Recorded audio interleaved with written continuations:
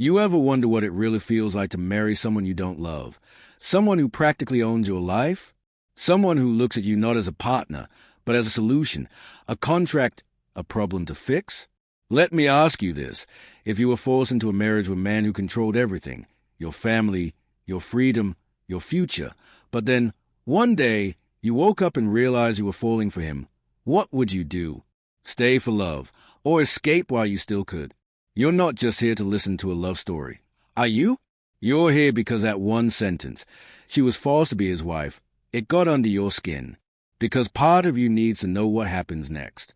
And you're about to get your answer. So, don't skip around. You will miss the moment everything changes. I'm telling this story to you right now because you're the kind of person who notices the small things, the clues people miss. This isn't just a story. It's a secret. And you've just been handed the key. It started with a signature. One line of ink on paper that changed her whole life. Ivy Lane never imagined she'd end up married to one of the most powerful men in New York City, let alone under terms that left her trapped, voiceless, and bound by a cold, cruel agreement. She wasn't in love. She wasn't even in like. But her father's debt had a price. And that price was her. The deal was simple. Marry Billionaire CEO Elias Blackstone for 1 year and walk away with enough money to rescue her crumbling family. No love, no strings, just survive. But nothing about Elias was simple. He was cold, calculated, emotionally distant, a man who lived in suits, boardrooms, and shadows, a man who kept his secrets close and his pain even closer. And while Ivy signed a contract to save her family, Elias agreed to it to bury his past. This wasn't romance. This wasn't passion. This was survival. But feelings? They don't care about rules. Not when two broken people collide. Now, I want you to really feel what Ivy felt that night. Picture this. She's standing at the end of a long marble hallway, veil over her eyes, heart pounding like a war drum. On the other end, Elias. Tall, impeccable, distant, the kind of man whose silence is more than words ever could. Cameras flashing, guests whispering, and not a single person in the room knows the truth, that this isn't a wedding, it's a business transaction. And Ivy, she's barely keeping it together. But as their hands meet, something shifts. Not love, not yet, but something. You felt that, right? That slow, creeping sensation? That was the moment Ivy's life split in two, before Elias and after. Let me tell you why you need to stick with me all the way to the end. This story is layered. This story is personal. It's about power and vulnerability, control and surrender, enemies who are forced to act like lovers until the act starts to feel real.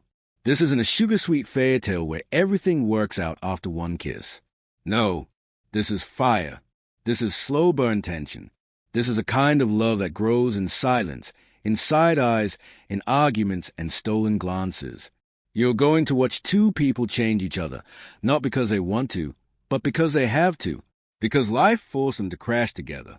And when it gets hard, and believe me, it will, you'll ask yourself, would you have stayed, or would you have walked away? But listen, this isn't just Ivy's story. It's Elias's too. See, the world thinks they know who Elias Blackstone is.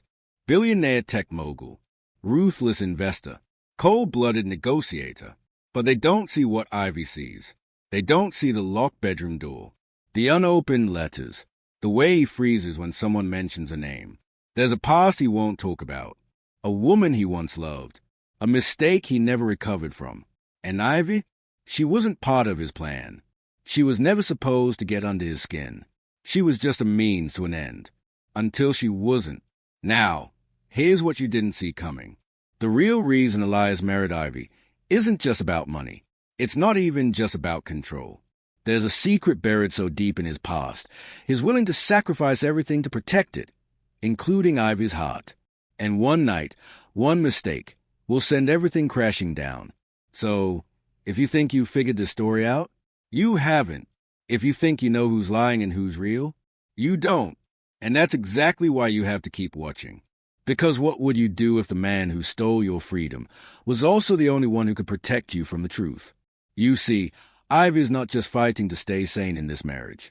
She's fighting to understand who she married in the first place. There are things about Elias no one talks about. Whispers in the company. Locked rooms in his penthouse. A name scribbled in the corner of a mirror. And Ivy can't stop asking questions. But the deeper she digs, the more she realizes. Falling in love with Elias may not just break her heart. It may destroy everything. And if you're wondering, yes, there is a moment where everything changes. Where the mask slips. Where Elias lets his guard down. Where Ivy sees the real man underneath the armor. And when it happens, you'll remember this moment right now. This choice to stay with me. Because you'll see it too. That flicker of something so raw, so human, it'll shake you. So, take this as your warning. This isn't a feel-good love story. It's a war. Between pride and vulnerability. Between obligation and emotion. Between two people who should have never fallen, but did. And now they have to survive what comes next. If you're still watching, I know one thing. You're not here by accident. You were meant to hear this. Meant to feel this. Because the themes in this story, they hit different. Being seen. Being chosen. Fighting for love when everything's against you. It's why romance isn't just escapism. It's truth wrapped in fiction. It's how we process what we can't say out loud. And if you ever felt like Ivy, trapped, unsure, but unwilling to give up, then this story, it's for you. And now, I leave you with this. It's 2 a.m., rain tapping against the penthouse windows. Ivy's alone in the dark, wrapped in one of Elias's shirts, staring at a hidden drawer she's not supposed to open. Her heart is pounding. Her fingers are shaking. And in the silence, she makes a decision, one that will change everything. Because inside that drawer is the answer she's been searching for. The secret that connects their pasts. The reason she was really chosen to be his wife. But she's not ready for what she's about to find, ChatGPT said. Just hours before the wedding, Ivy Lane had stood in front of her apartment window, clutching her mother's faded locket like it was a lifeline. The city outside bustled with indifference, horns blaring, people crossing intersections, lights flashing from passing cabs, completely unaware that a 23-year-old woman was about to give up everything she thought she believed in. Her phone had buzzed over a dozen times that morning. Messages from her sister Lila, her college roommate Nadia, even a few from her former fiancé Blake, all unread. None of them understood what was happening. How could they? None of them knew her father had gambled away everything. None of them saw the eviction notice, the medical bills, the loan sharks with polite voices and dead eyes. And certainly, none of them would ever guess that the solution to her family's unraveling wasn't just financial. It had a name, a face, and a net worth of over $5 billion. Elias Blackstone wasn't the kind of man you said no to. Not if you wanted to survive the consequences. Ivy's recent life had been a long string of quiet collapses, breakups masked as mutual decisions, job rejections disguised as unfortunately, and her father's increasingly erratic behavior, which no one in her family seemed brave enough to confront. What people saw on her social media, aesthetic coffee shots, sunset walks, secondhand fashion, wasn't a lie, but it wasn't the truth either. The real truth was Ivy had spent the last year working 2 jobs, selling off old jewelry, and pretending not to hear her mom crying through the walls. Elias had appeared in her life not like a man, but like a contract dressed in a suit. Their first meeting wasn't romantic. It was clinical, precise. He slid a file across the table and said only one sentence. This will erase your father's debt. No sweet talk. No negotiation. Just terms and conditions.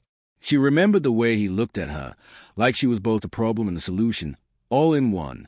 And even then, some stubborn part of her had hesitated. But desperation has a way of quieting conscience. No one in Ivy's life knew about the arrangement.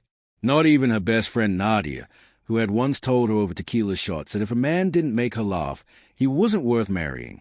Ivy wondered what she'd say now if she knew the only thing Elias had made her feel in that first month was small.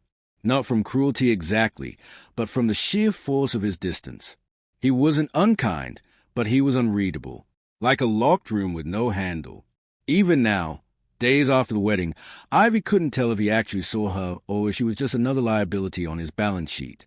The days passed in elegant silence, expensive dinners eaten in silence, meetings attended without question, charity events that felt more like business deals and celebrations. But slowly, Ivy began to notice the cracks in his perfect world. A broken picture frame buried at the back of his office drawer. A voicemail left unheard. A late-night phone call where he whispered, "It's done," before erasing the call history. And yet, Elias wasn't the only mystery swirling around her. There was Cassandra, Elias's longtime executive assistant, who seemed too cold, too composed, and entirely too familiar with Elias's life, like she knew secrets Ivy hadn't even thought to ask about. Then there was Victor Mallory, a rival billionaire whose name kept coming up in tense boardroom conversations and clipped headlines, always tied to hostile takeovers and scandals just vague enough to feel orchestrated. Ivy caught Victor watching her at a gala once, his smile too smooth, his words layered with implications she didn't yet understand. He'd said, "Careful, Mrs. Blackstone. Not all cages are made of metal," before walking away with a glass of untouched champagne. And maybe she would have brushed it off, if not for the envelope she found under her pillow the next morning. No return address. Just a photo of Elias, standing next to a woman Ivy didn't recognize, dated 2 years ago, with a word Elias scrawled across the bottom in red ink. The moment Ivy found that photo, the atmosphere in the penthouse changed. She became aware of the quiet hum of security cameras in every corner, the fact that her bedroom door didn't have a lock, and the way Elias always seemed to know where she'd been. He never asked direct questions, but he always seemed to arrive moments after she left the room, like he was following invisible threads through the walls. And then there were the files. Late one night, after Elias had fallen asleep on the couch, tie loosened, hand still gripping a half-read email, Ivy had tiptoed into his office. A drawer had been left slightly open. Inside were documents that weren't supposed to exist anymore, legal draft with her name signed months before she ever met him, background checks on her entire family, even medical record from her mother's last hospital visit. Ivy couldn't breathe. She closed the drawer and backed away slowly, the weight of it all sinking into her bones. Why had he been watching her? Why, huh? But just when Ivy started to feel like she was piecing it all together, more questions would unravel the answers. A burned letter in the fireplace with half a signature still visible. Elias's sudden trips to a remote estate in Vermont with no explanation. A drawer in the guest room that was always locked. But once, Ivy saw someone unlock it. A woman. Middle-aged. Stone. She never introduced herself. She simply smiled and said, "You look just like her," then disappeared down the hall. Ivy wasn't sure if she was referring to Elias's ex or someone else entirely. More names surfaced. Some whispered in late-night calls Elias thought she couldn't hear. A man named Nolan who apparently knew too much. A woman named Mireille who shouldn't be anywhere near the city. And all the while, Ivy began to feel like the walls were slowly closing in. Was this marriage truly about a debt? Or was she caught in something deeper, something older and far more dangerous than she ever could have imagined? And just as Ivy started to consider the unthinkable, leaving, even if it means breaking the contract, something happens that changes everything. One night, she wakes to the sound of glass shattering. Not from inside the penthouse, but outside, on the balcony. She rushes to the window and sees a figure in black scaling down the side of the building. A note tucked under the flower pot reads only 3 words, "Don't trust him." She stares at the paper in disbelief, the blood in her veins suddenly cold. She knows this isn't just about love anymore. This is about secrets someone is willing to bury, by any means necessary. And she hasn't even scratched the surface across the city, beneath the sterile hum of fluorescent lights and the faint smell of burnt coffee. Lila Lane stared at her phone in disbelief. She'd been sitting in the back room of the bookstore where she worked weekends, her usual safe space, when the message arrived. No sender, no subject, just an attachment and 3 words, "Ask your sister." The photo was blurry, clearly taken from a distance, but there was no mistaking the man standing beside Ivy. Elias Blackstone. Only, this wasn't from the wedding or any event Lila had seen online. This photo was time-stamped 8 months before Ivy ever claimed to have met him. And Ivy wasn't smiling in this one. She looked pale, almost afraid, like she was caught in the middle of something she didn't understand, or couldn't escape. Lila dropped her phone, heart pounding. She had always known something was off. Ivy's vague answers, her sudden silences, the way she talked about her new life like it was someone else's. Lila had chalked it up to pressure, to money, to stepping into a world so elite it made outsiders like them feel invisible. But now it was clear this wasn't luxury. This was a trap, and her sister might already be too deep inside it. Later that evening, Lila took the subway to her friend Nadia's apartment, a fifth-floor walk-up with mall plants and furniture and a half-broken AC that never fully cooled the room.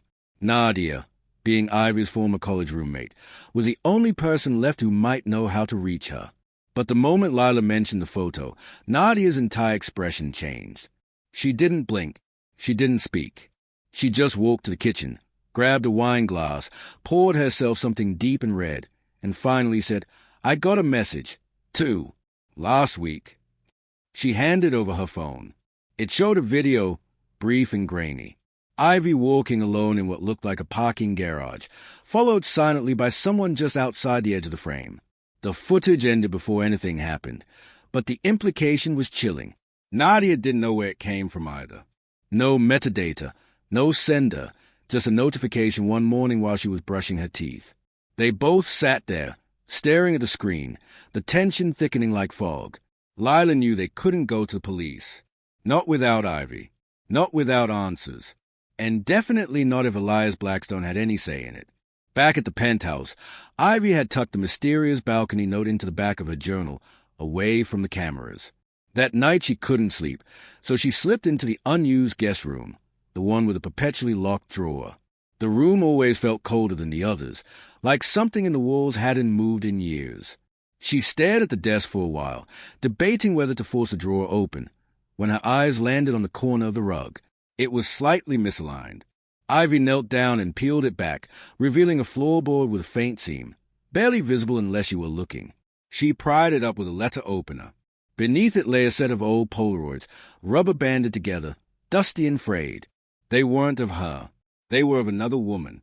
Dark hair, sharp features, and eyes that looked unmistakably like Elias's. In some photos, she was pregnant. In others, standing beside a younger Elias in front of what looked like a clinic. Ivy's chest tightened. She flipped through them, and at the very bottom was a newspaper clipping. No date, no headline, just an article torn in half. What she could read was enough to freeze her in place. Blackstone heiress missing. Sources claim psychiatric record sealed. Last seen near Lake property in Vermont. Ivy staggered back, adrenaline surging. The questions she thought she had were only scratching the surface. Who was the woman? Why was she hidden here? And what did Elias have to do with the missing heiress? It couldn't be his sister. He never mentioned one. It couldn't be an ex. This was deeper, older, and surrounded by deliberate silence. Her mind raced as she shoved the Polaroids back into the hole and replaced the floorboard, footsteps echoing faintly from the hallway outside. Someone was there. She didn't move. The shadow passed her door and paused. She held her breath. It didn't speak. It didn't knock. It simply waited, then continued walking down the hall. But Ivy knew now. She was being watched even when she thought she was alone. The next day, a package arrived for her. No label. No sender. Inside was a small, outdated key with a number etched crudely into its surface. 237. Beneath it, a scrap of paper that read, "It's not too late to leave, but the truth will never let you rest." Ivy didn't recognize the handwriting. She had no idea what the key opened. But she couldn't shake the feeling that every answer she was about to find would cost her more than she was prepared to give. Still, the fear of not knowing was worse than anything that might be waiting behind the next door. Meanwhile, across town, Lila and Nadia decided to investigate the photo's timestamp. With the help of a friend in IT, they traced the coordinates embedded in the image's metadata. It led them to a property in the Hamptons, one owned by a shell company registered under an alias. That alias? EB Holdings. It was Elias. And the strange part wasn't just a connection. It was the fact that no one had set foot on that property in over a year, according to public records. No guests. No activity. Nothing. But if that's true, then how was Ivy there months before she ever met Elias? Unless she had known him long before either of them were willing to admit. The mystery was no longer linear. It was laid, twisting, refusing to make sense. Each new piece of evidence contradicted the last. Each person Ivy trusted had reasons to lie. Was Elias protecting her, or hiding her? Was Ivy a pawn in a deeper game, or was she something else entirely, something even she didn't understand yet? And then came the knock on the door. Lila opened her apartment to find a man in a gray suit holding a manila envelope. He didn't say his name. He didn't explain who sent him. He just handed her the envelope and said, "Tell your sister she's not the only one there watching." And as he turned to leave, Lila noticed the emblem stitched on his briefcase. It was a Blackstone family crest, and it was stained with something that looked a lot like dried blood. The deeper this story goes, the more tangled it becomes, and what's waiting at the heart of it may be something no one's ready to face. Let me know when you're ready to keep going, because the next secret, it's going to change everything. The days that followed were heavy with an oppressive silence that seemed to suffocate Ivy in her own penthouse, a gilded cage that now felt more like a trap closing in on her. At first, she convinced herself the strange events, the mysterious key, the hidden photos, the cryptic messages, were fragments of a larger puzzle she was slowly piecing together. But then came the shadow trailing her every step, the unnerving feeling of eyes watching her from corners where no one should have been, and the sudden loss that shattered any illusion of safety she had left. It was a gray Tuesday when Lila vanished. One moment she was on the phone with Ivy, her voice trembling but resolute, and the next, gone without a trace, leaving behind only a cracked screen on her desk and the faint scent of burnt rubber lingering in the air. No calls, no texts, no sign she had ever been there. The only clue was an unsigned letter slipped under Ivy's door, its black ink smeared as if written in haste, reading simply, "Stop digging, or she'll be next." Panic twisted in Ivy's gut, a mix of fear and guilt so raw it clawed at her every breath. She replayed every conversation, every glance, every silence between them, searching for something she missed, some warning Lila had tried to give. The lines between friend and foe blurred like watercolors bleeding in the rain, and Ivy felt herself unraveling under the weight of suspicion and dread. Was Lila taken because of the secrets Ivy had stumbled upon? Or had she been caught in the crossfire of a far darker game? And what about Elias? The man who had once seemed to protect her now loomed like a ghost in every shadow, his absence more terrifying than his presence. Messages she found on her phone, unsigned but unmistakably cold, hinted at a web of deceit and manipulation far beyond her comprehension. They watched through the eyes you trust. One read, chilling her to the bone. Ivy's paranoia grew as small but undeniable signs of surveillance appeared. A car parked too long across the street. A stranger's reflection caught in the elevator mirror. Unfamiliar footsteps echoing in the hallway outside her door late at night. Sleep became a distant memory, replaced by a constant, gnawing vigilance. Every knock, every ring of the phone, every unexpected visitor tightened the noose around her chest, and she started to question her own judgment. Were these threats real, or was her mind fracturing under the strain? The line between truth and illusion blurred dangerously, leaving Ivy isolated in a maze of fear and unanswered questions.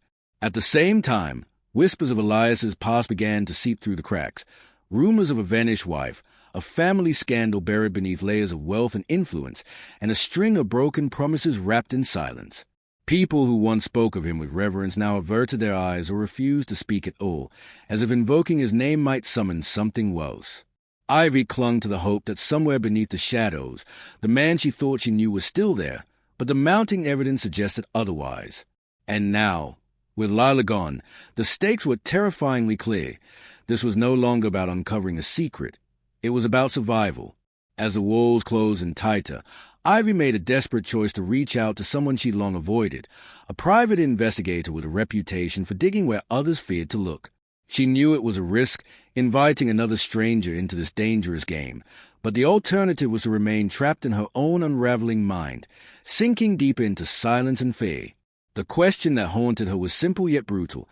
Who could she really trust when everyone seemed to be playing a part in a story darker than she had ever imagined? And so, with her heart pounding and shadows whispering in the corners of her world, Ivy stepped further into the unknown, the cold truth waiting just beyond the next turn, ready to change everything, or destroy her completely. If you're ready to uncover what happens next, to dive even deeper into this twisting labyrinth of power, betrayal, and secrets that refuse to stay buried, stay with me. The darkest truths are still hidden, and they are coming for her, whether she's ready or not. Ivy stood in the dimly lit corridor of the old Blackstone estate, her breath shallow but steady, every muscle tense as if she were about to leap into a fight she knew she couldn't afford to lose.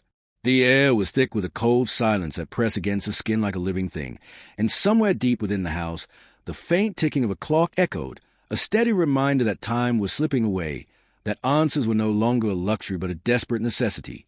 She had followed a trail of fragments, whispered secrets, and half-truths that led her here, to the very heart of the labyrinth Elias had built around his life and lies.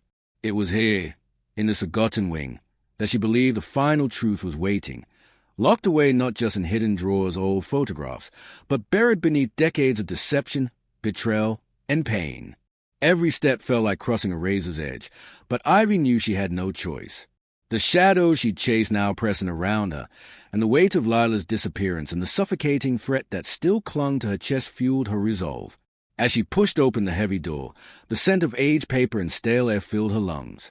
The room was a private study, lined floor to ceiling with books and old documents, but her eyes were drawn to a single object resting on the antique desk, a sealed envelope embossed with a Blackstone crest.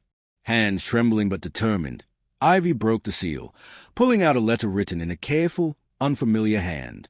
The words cut through her like shards of ice. It was a confession, an unraveling of a story buried under years of silence.